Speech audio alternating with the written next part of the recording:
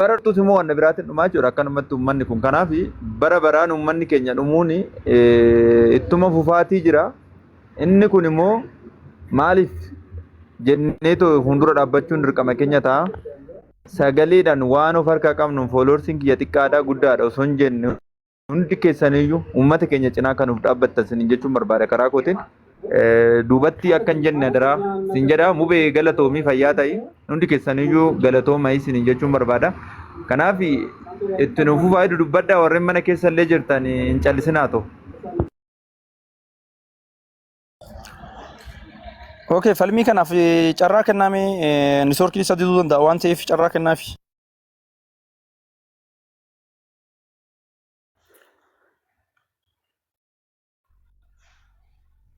Assalamu alaikum warahmatullahi wabarakatuh. Ummata keenya qaalii akkam nagaa fayyaa keessanii. Kanatti aansuudhaani uummanni keenya wallahi akka hamaadhaanii miidhamaa jira. Dararamaa jira wallahi miira keessa gallee hadhoofnee waan taanu dhabnee bara baraanii dararri cimaan nurratti gaggeeffamaa jira. Sagalee nuuf ta'a gama hundaanuyyuu. Karaan nurratti osoo cufamee amata meeqa lakkoofsaa jira.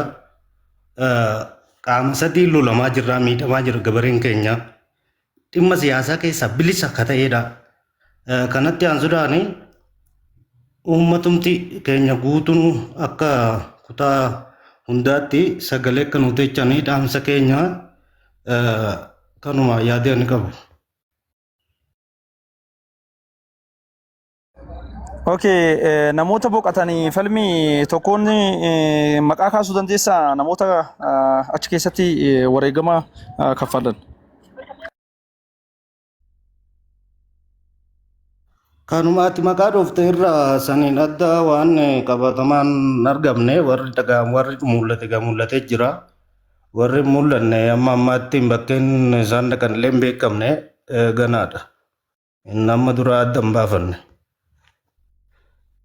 Menqeerroo nama sadi qofan argadhe nama shani galgalan sitti manaan jedhani kanaaf isaan sanatuun dhabameera amma namni shani kanaaf warra har'a mul'ate san ammoo akkasumatti galmeessa deemuun barbaachisaadha beektaa. Gadee tokko inni qorannaa warna uummataaf illee adda baafannee raanii ammaan dhagee sagalee mubaarakii uummata darraatiif sagalee taanaa ka jedhu viidiyoo sanii.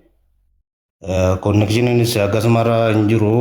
Ani amma dhiyootaan nan dhaga'ee akkasumara sin qoranne ittiin qophoofne yoo guyyaa qabdanii itti qophoofne waan jiru sin ibsuuf yaalla inshaallah.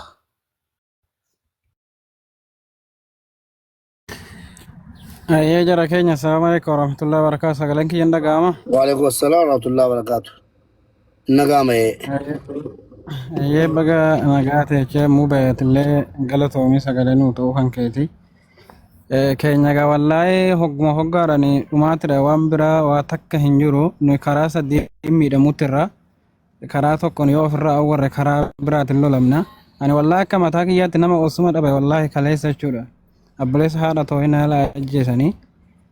Kanaafuu hagga isinii danda'ame sagalee nuu taa'e uummati keenya nuyi uummanni keenya bobba'ee galuu malee waa takka waa'ee siyaasaa waan biyyi irra oolu waa takka hin beekanu. Yaa obboleewwan kiyya namni hoggaa 80 namni ija hin qabne akkamitti ajjeesama maal godha namni ija hin qabne qawweesitti tokkosamoo maal si godha wanni si gochuu danda'u hin qabu namni 70 nama umrii 80 qofa nama akkanaafa ajjeesanii yoo namni mana ciisuu hin danda'u mana keenyatti gibbii keenyatti jechuudha. Maaliif wanni akkanaa kun ta'a maaliif du'i nurraa hin dhaabbatu nuyi hoggaa 7 direesii akkamitti du'i nurraa dhaabbachuu dadhaba sagalee nuu ta'a yaa uummata Oromoo nuyi ofirraa hin dadhabne loluullee hin dadhabne nuti amma wallaahi mataa keenya hin dadhabne qaama sadii lolamuutti irra nuyi waa'ee siyaasaa keessa bilisa uummanni keenya waa'ee siyaasaa waa takka hin beeku uummanni keenya garuu har'a han dhufe guutuun nuti tokkaasa ka dhufe guutuun maatii keenya ajjeesa nama takka qabanii miliyoona 3 miliyoona 4 gaafatan mee har'a unkaan nama biyya ormaa nama biyya ofii jiruu miti biyya ormaa namni taa'e nama miliyoona 1 kaffalu jira eessa jira namni miliyoona 1 kaffalu garuu har'a uummati keenya kun akkanatti nama takka nama daa'ima hoggaa 8 qabanii ishii san fuudhanii miliyoona tokko hawaala gaaf meeshaa kan kee baadhu kootu namaan jedhanii meeshaa san gaafa achi geessan meeshaa san qabatanii deemanii bakka saniin naa gahan abbaa san illee achitti ajjeesanii daa'ima san illee hin dhiisan daa'ima hoggaa 8 qabatanii deemanii akkasitti miliyoona 3 miliyoona 4 gaafachuutti turan biyya keenyatti. Maaliif kina kun ta'e oromummaa hin qabnu moo nuti nama afaan oromoo haasa'u nama afaan oromoo tokko dubbatu akkamitti ajjeesan maaliif kina kun ta'e kina kun oromummaadha moo xalaatummaadha moo maal fakkaata yaani ummanni keenya halkanii guyyaa waa takka wallaahi bobba'ee garuutti hin jiru karaa sadiin lolli karaa sadiin nutti banameettira garuu kana keessa ummata keenya kun garuu namni sagalee nuu ta'ellee hin jiru oromoo kutaa 11 keessa wallaahi mubeesi qofatu har'a sagalee nuu ta'uu isaati galatoomi ani dhaamsa kiyya kana nama baay'ee itti dhabne nama 13 itti dhabne kaleessa kana ummanni keenya akkanatti dachirraa dhumuuttira nama ajjeese nama namatti tokko sinuma ajjeesan sun rakkoo hin qabu garuu maatii nama hoggaa 80 nama ija hin qabne fa'aa akkamitti bakka ciisetti akkamitti ajjeesan nama hoggaa 80 fa'aa maal nama godha namni akkanaan qawwee namatti tokkos moo maal nama godha ajjeesan maaliif lolli akkanaan nurraa hin dhaabbanne waan akkanaa keessa jirra nuyi halkanii guyyaa uummanni keenya teechumaaf dhaabbii wallaalee akkasii doorsomutti jechuudha kanaafuu akkasiniin jedha galatooma ol galchuu keessaniif illee. Oromticha yeroo dhageessa ta'e mee namoota manqeerroo sanan nama 3 qofan argadheera waan ta'eef Ayyaawoo Daawud, Hassan Bashir, Muhammad Asaffaa, Kamal Indiris, Kadir Hussein, Ahmed Muhu, Nuru Warquutii fi Aliyyuu Nuguseeti namoonni 5 hafan qeerroo manqeerroo sun eenyeenyu dhiiroo isaanii beekta maqaa isaanii akkasuma namoota kaleessas immoo du'anii karaatti mul'atan jedhaman san gabaasime.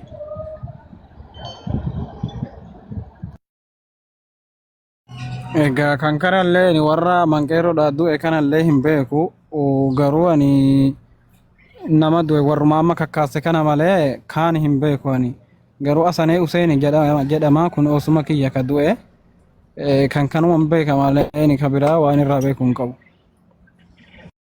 Sayyid Zakii jechaa jira yoo obsan kan jedhu Sayyid Zakii kanan biraa maqaadhaa koomentiidhaan illee akkasumas immoo nu gabaasa nu laadhame.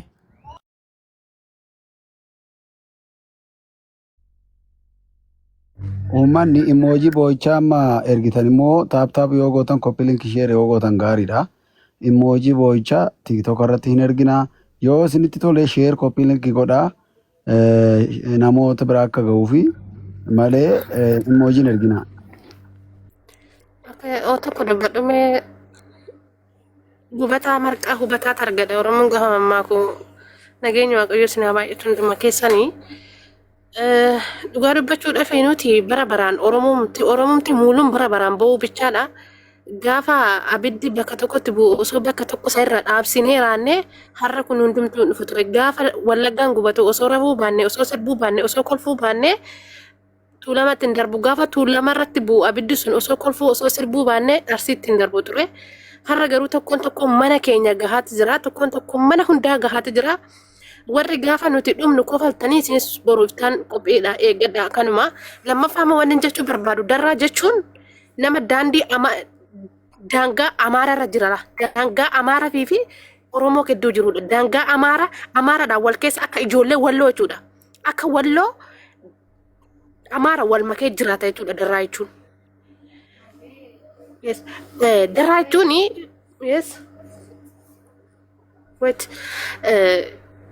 keenya karaa sadii lolamna akkuma isaan jedhan. Qaamni daggala jiru yoo guyyaa keessa oole galgala immoo kan mootummaatti dhufa. Dhugaa jirtu dubadha hoo dhumne sinuma dhumna sila dhumne meeqa dhumna eessatti galla. Qaamni tokko waa tokko godhe tokko biraa deeme tokkotti dhufa. Achirraan akka darraan keessatti akka salaalee gara biraati miti. Jarri Amaara wajjin jiraatu faannoon hin dararaa kan mootummaa hin dararaa waraanni bosonaallee hin dararaa jechuudha. Faannoon illee xalaata keenya Oromoo fi Oromoon hannu nyaatu oo maali? Amma hoomitti yoo nuti sila keenya kun amma hoomitti yoo dubbanne dubbiin keenya sagalee hin qabu. Yoo zimiin keenya uummata keenya miskiina daa'ima keenya lafarraa fixaati jira.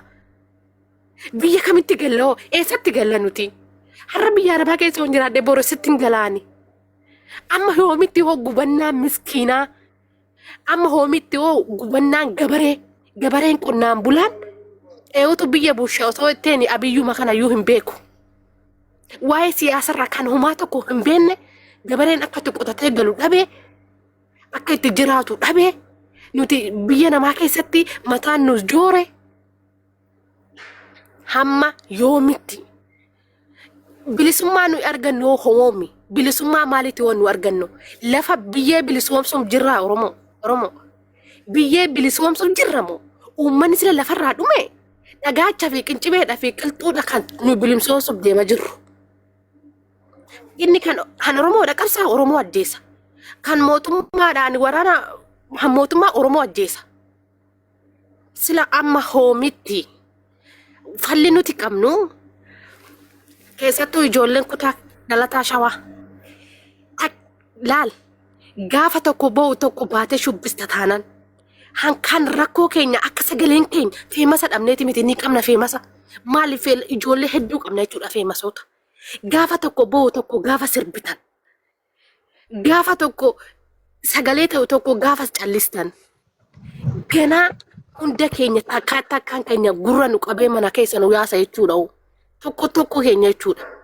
Har'aani mana kiyya ga'u qe'ee kiyya seenuu dhiisuu danda'a mana kiyya keessa. Garuu duuti saba kiyyaa ollaa kiyyaa hunda keenya wal qixa.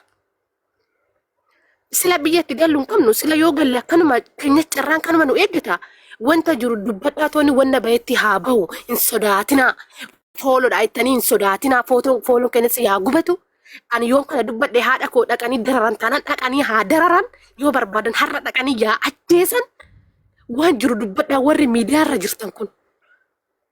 Warri sagalee qabnu warri dandeettii dubbii qabdan dubbadhaa liqimsaa tooni keessatti gadan onnee dhiira sanyii Taaddasaa Birruutu jettee tokkochi keessirra baatin dubbatin Taaddasaa Birruu Hacaaluu Hundeessa namni tokkochi maqaan dhahin kana booddee maaliif asin jedhe seenaa inni hojjete san hojjedhu waan inni hojjete san hojjedhu. Gubanne bar somnee sirbinaa somnee callifnaa somnee zimana malee keessi keenya gubataadha hundi keenya jechuudha. Kanaaf waan jechuu barbaadu har'a dubbannee boru akka hin dhiisne har'a sirbinee boru akka hin kufalle fala argachuu qabna. Yookiin Oromummaa keessa baanee gara biraatti sababa Dubaayifaatti haa ce'u sabni keenya kun. Yookiin Ameerikaaf gara biraatti fa'aa geeffamu kasala Oromummaa keessa baatti jirra. Moo akkamitti jiraanna? Har'a sa'aatii kana sa'aatii gabareen qotatu sa'aatii sanyii facaafatan manni irratti gubachuu jechuun hawaasa miskiina gadi baasanii dararuu jechuun birrii gaafachuu jechuun miskiina waggaatti gabareen kuntaala 2 kuntaala 3 qotatee galu. Yaa jamaa mee as gadi taasisamuu keessan waggaa qorqortan bari hirriiba hin qabnu barnuti yaada asirra deemnee qofalla malee. Mee waggaa nuti tokko keenya akka ibdii san taane gadi bahane iyyuurra gaafa tokko dubbate qalbeeffadhu dubbadhu kan kutaa Oromiyaa guutuu akka tokko akka keetitti tasaabi foon keeti waan ta'eef ani waan biraa hin jedhu gara biyyaan oggaan dubbadhu baay'ee miira keessa galaa dubbii hin danda'u. Mubee jecha siin qabnu galatoomii warri hundumtuuyyuu akka sagalee nu taatanii sagalee taane ani akka eenyuttis akka taanus hin beennu rabbumatu nuti fidee inuma dubbanna immoo garuu.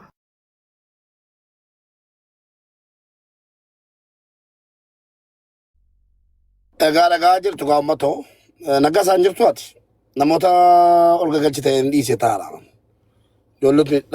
Dhalattoonni naannoo akkasitti dubbataa jiru Oromoonoo. Uummanni Oromoo kutaa 11 obboleewwan keenya naannoo Shawaa yookaan immoo Darraaf Salaalee keessattuu Darraan daaraa ta'aa jira. Qaama sadiin jechuudha. Inni kan mootummaas, inni kan adda bilisummaa Oromootis, faannoonis mootummaaniif adda bilisummaa Oromoo kokkee wal qabeetitti faannoon gidduun seenee uummata fixaa jira. Uummanni buqqa'aa jira, mana irratti gubataa jira. Nama 8 du'e, nama 8 moo 9 16 jedhee beelama. Guyyaa 2 keessatti nama 16 beela. Kan lakkaa'amedha, kan argamedha. Kan hin argamne immoo meeqa kan kufee jiru waan reenfisa. Kanaaf ofitti hin callisinaa isinis Oromoonis sagaleedhaan birmadhaa fi dirqama kutaa kee sitti mammas sittan himaan.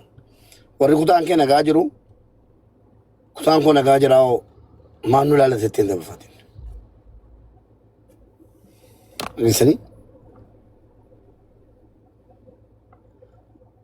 kanaafuu jennaan waan danda'amu silas iyyuu malee waa tokko gochuu hin dandeenyu asumarraa sagalee taanaa isiniin jennaa kanaaf yoo jiraate dubbadha. Mube waa gochuun hin danda'ama. Maaltu godhama? Sagaleen vaaraalii akka ta'u godhamuu hin danda'ama. Sababiin isaa uummanni nama 6,600 jira. Namni 6,600 kun olgalii mootummaa xiyyeeffattee haasofta taanaan ana rakkoo. yaa annaa Mucaa koo guddifachuun barbaada biroo waslaatta. namni 6,600 kun haal tokko viidiyoo yoo hojjete nama